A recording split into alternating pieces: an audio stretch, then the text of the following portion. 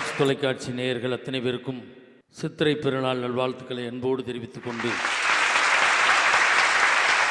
இந்த மாபெரும் பட்டிமன்றத்தினுடைய நடுவரும் என் இனிய நண்பர் மரியாதைக்குரிய மதுரை முத்து அவர்களே, என் அணிக்கு வழிச்சேர்த்து அமர்ந்திருக்கக்கூடிய பாசத்துக்குரிய நண்பர்களே, மொத்தமாக பொய்களை அவுத்துவிட்டு சென்றிருக்கக்கூடிய பாசத்துக்குரிய எதிரிகளே, இப்போ ஒவ்வொருத்தருக்காக நான் பதில் சொல்லணும். பட்டிமன்றத்தில் கடைசியாக பேசுகிறவன் நிலைமையும் பஸ்ஸில் கடைசி சீட்டில் உட்கார்றவன் நிலைமையும் ஒன்று. நீங்கள் போய் கடைசி சீட்டில் உட்காந்து பாருங்கள், வர்றவன் போகிறவெல்லாம் பேக்கை நம்ம கையில் வைப்பான், பிள்ளைய தூக்கி நம்ம கையில் கொடுப்பான், எல்லாத்தையும் நம்மள்கிட்டே கொடுத்துட்டு போவான். நம்ம எந்திரிக்கவும் முடியாது, நகலவும் முடியாது, படிக்கட்டில் தொங்குறவனையும் பாதுகாக்கணும், அதில் இடையில கதவு வர டிரைவர் சாத்துவார், கண்டக்டர் சாத்துவார், இவ்வளவும் தாண்டி ஒரு மனுஷன் வாழணும். நான் எழுதிட்டு வந்ததெல்லாம் எல்லாம் பேசிட்டாங்க. இப்போ அவங்களுக்கு நான் மறுப்பு சொல்லணும். இப்போ உங்கள் முத்துலட்சுமி மேடம் பேசினாங்க, அவங்க ஆரம்பிக்கும் போது சொன்னாங்க, நானும் என் கணவனும் செல்ஃபோனும் சிம் கார்டு மாதிரி. இனிமேல் அப்படி சொல்லாதீங்க, அது உங்களுக்கு நல்லதில்லை.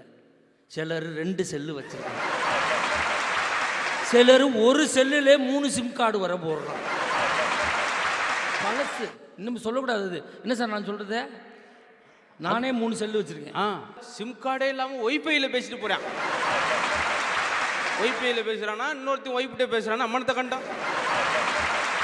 இதில் வந்த உடனே அன்னபாரதி, இத்தனை மோதிரம் போட்டிருக்கீங்களே, உனக்கு என்ன ஒத்துருச்சுன்னு கேட்குறேன். இந்த மோதிரத்தோட பவர் என்னன்னு தெரியுமா? பெரிய பெரிய கல்யாணம் கிடாவெட்டு விருந்துக்கு போய் நான் உட்காந்தேன்னா மோதிரத்தை பார்ப்பான், பெரிய ஆள் போல் இருக்குது அப்படின்னு கொஞ்சம் நல்ல கறி இதெல்லாம் கவனிப்பான். அது நான்லாம் டெக்னிக்காக சாப்பிட்ற ஆள் தெரியுமா?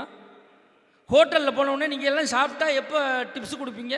சாப்பிட்டு முடிச்சுட்டு சப்ளையருக்கு 50 ரூபா 100 ரூபா கொடுப்பீங்க. நான்லாம் அப்படி இல்லை, போன உடனே சப்ளையருக்கு 100 ரூபா கொடுத்துருவேன்.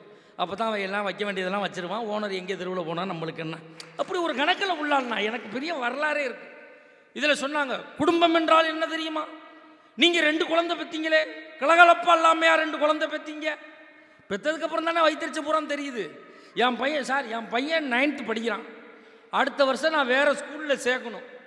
அவன்கிட்ட, டே நல்லா படிடா, பெரிய ஸ்கூலில் சேர்க்கணும்டா. 9th முடிச்சிட்டான், இப்போ எக்ஸாம் முடிஞ்சிருச்சு. அவன் இப்போ 1 வாரமாக என்கிட்ட சொல்கிறான், அப்பா நல்லா படிப்பா, என்ட்ரன்ஸ் உனக்கு தான் வைக்கிறாங்களாம், என் வாழ்க்கை உன் கையில் தான் இருக்குது. காலையில் 4 மணிக்கு எந்திரிப்பா, 5 மணிக்கு எந்திரிப்பா, நீ ஒழுங்காக படித்தாதப்பா எனக்கு இடம் கொடுப்பா. இது எப்படிங்க இது கலகலப்புன்னு சொல்ல முடியும்? மனுஷன் வைத்தறிச்சலில் வாழ்ந்துக்கிட்டு இருக்கு. பாரதி சொன்னாங்க, என் பையனை சாதாரணமாக நினைக்காதீங்க, இப்போ 10th சேர்க்க போகிறேன், அவன்கிட்ட சொல்லிக்கிட்டே இருக்கேன், டேய் டாக்டர் ஆகணும், தாத்தா சேர்த்து வச்ச சொத்து இருக்குது, நான் சம்பாரித்த காசு இருக்குது, டாக்டர் ஆயிரு. அக்கா ஆக மாட்டேன்னு சொல்லிடுச்சு, நீ தான் ஆகணும்.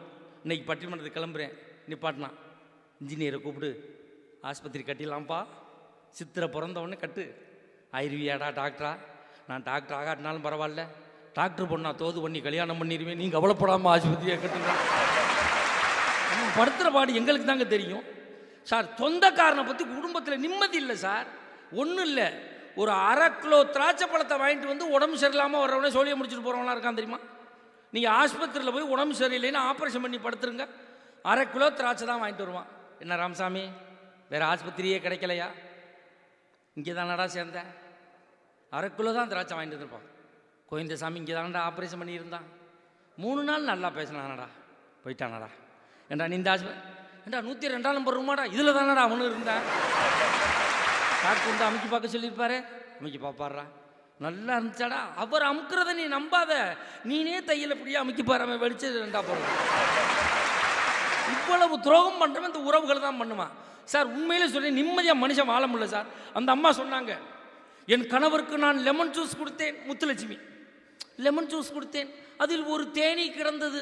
அவர் சொன்னார், அந்த தேனீ மயங்கி விட்டதே உன் லெமன் ஜூஸுக்கு, தேனி விழுந்தனால தேனி மணங்குச்சு, இதே ஒரு பள்ளி விழுந்திருந்தா உன் புருஷனே மயங்கியிருப்பான், கிருட்டு சுற்றி மொந்துன்னு விழுவ.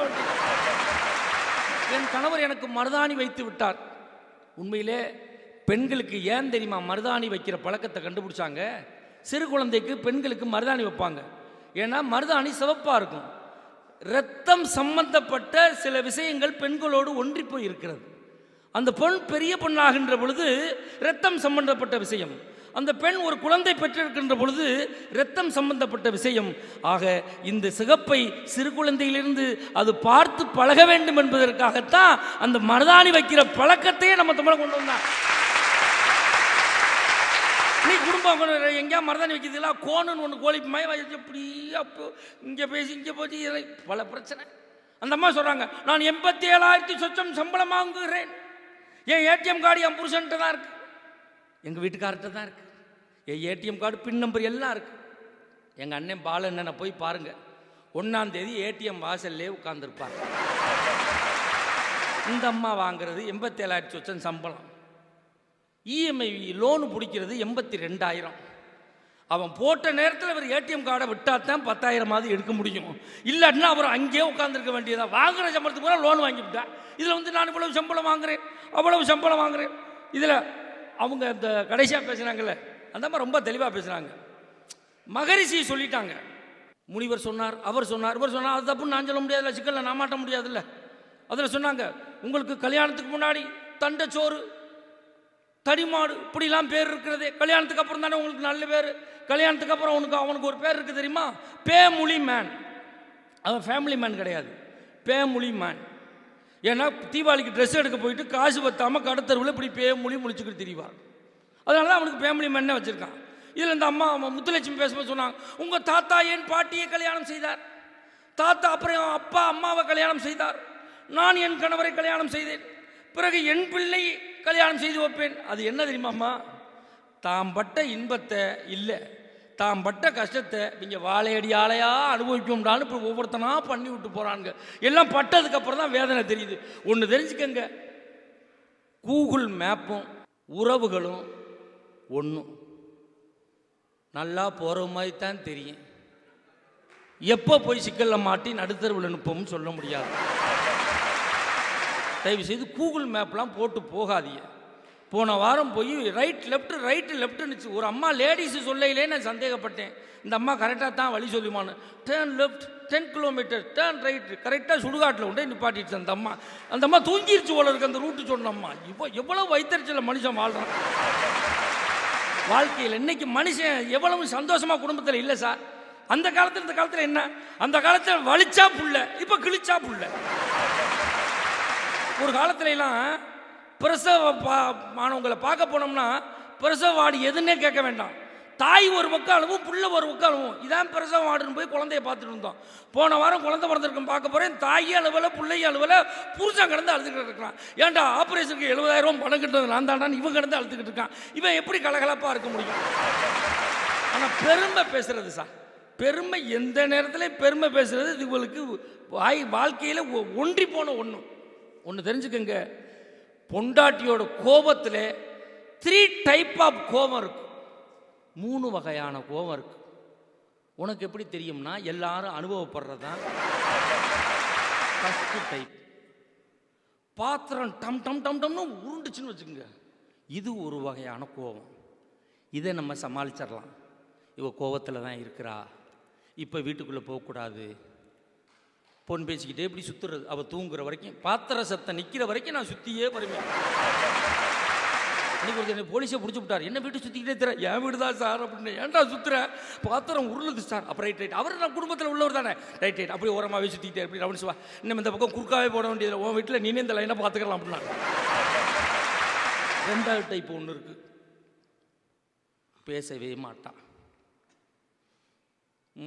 வீடு அமைதியாக இருந்துச்சுன்னா அந்த நேரத்துலையும் வீட்டுக்குள்ளே போகக்கூடாது. எப்போ உள்ளே வருவேன் இவனை தாக்கலாம்னு ரெடியில் இருப்பாள், அந்த நேரத்துலையும் மனுஷன் உள்ளே நுழைஞ்சிடக்கூடாது. அப்போவும் நீங்கள் 1/2 மணி நேரம் சத்தம் வருதா, எப்போ தெரியுமா நீங்கள் வீட்டுக்குள்ளே போகணும், அவங்க அம்மா அப்பாட்ட பேசிக்கிட்டு தான்னு வச்சுங்க, அந்த நேரம் தைரியமாக போயிடலாம். நல்லா இருக்கலாம் அப்படின்னா நம்ம வாட்டில் போகலாம். என்ன அத்தை என்ன சொன்னாங்க அப்படின்னோம்னா சமாதானம் ஆகிட்டான்னு அர்த்தம். இன்னொரு டைப், இப்போ நம்ம வீட்டுக்குள்ளே இருக்கிறோம், இதெல்லாம் வீட்டுக்குள்ளே போக முடியாத கோகம். வீட்டுக்குள்ளே இருக்கும்போது இப்படி வருவா, அவனை நல்லா கவனித்து பாருங்கள், மூக்கு மட்டும் குடமிளகா மாதிரி அப்படி ரெட்டாக அப்படி இப்படி பொங்கி இருந்துச்சுன்னு வச்சுக்கோங்க, உஷாராயிருந்தா ஆத்தாடி இந்த ரிமோட்டு நாடகம் பார்க்குறியா அப்படின்னு கொடுத்துட்டு நம்ம வீட்டில் உட்காந்துடணும். இவ்வளவு இந்த சார் ஒரு மனுஷன் சமாளித்து வாழ வேண்டியது இருக்குது. உண்மையிலே இது நினச்சி பாருங்கள் எவ்வளவு கஷ்டம். வசதி இல்லாமல் நான் வறுமையில் வாடுறேன். ஆனால் அந்த வறுமை என்கிட்ட வசதியாகத்தான் வாழ்ந்துக்கிட்டு இருக்கு, இல்லைன்னு சொல்ல முடியாது. ஒரு மனுஷன் நிம்மதியாக எங்கே சார் இருக்கிறான்? இவங்க சொல்றீங்களே கலகலப்பாக இருக்குது, கலகலப்பாக இருக்குன்னு. அந்த அம்மாலாம் பாருங்கள், நடுவில் பாருங்கள், மேக்கப் போட்டு இப்படி சேரில் உட்காந்துருக்கு. இந்த அம்மாட்ட போய் எவனாவது கலகலப்பாக இருக்க முன்னாடி போய் அந்த அம்மாட்ட நிற்க முடியுமா? என்ன சொல்கிற அப்படின்னுச்சுன்னா அதோட நம்ம குப்புறதுக்கு போக வேண்டியது. வாழ்க்கையில் நிம்மதி இல்லைங்க.